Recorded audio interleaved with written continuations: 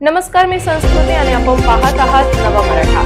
जगभर डासांमुळे पसरणाऱ्या धोकादायक रोगांवर नियंत्रण मिळवण्यासाठी नवनवीन आणि प्रभावी उपाय शोधले जात आहेत। यातच मायक्रोसॉफ्ट कंपनीने एक अनोखा प्रयोग सुरू केला आहे। प्रिमोनिशन नावाच्या या प्रकल्पांतर्गत ड्रोनच्या साहाय्याने डासांना पकडून त्यांच्यातील रोगजंतूंचा अभ्यास केला जाणार आहे।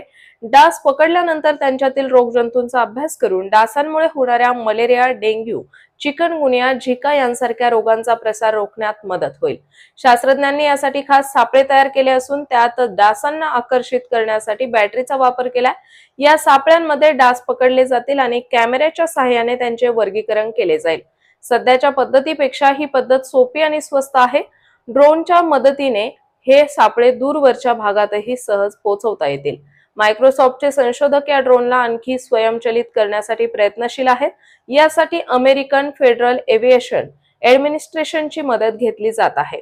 डासांना पकडून त्यांच्यातील रोगजंतूंचा अभ्यास केल्यानंतर कोणते विषाणू आहेत हे शोधले जाईल।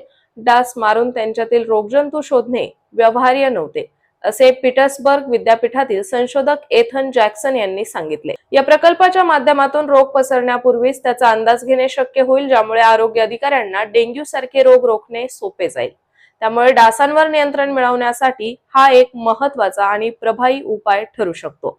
तर अशाच महत्त्वपूर्ण बातम्यांसाठी चॅनलला सबस्क्राइब नक्की करा।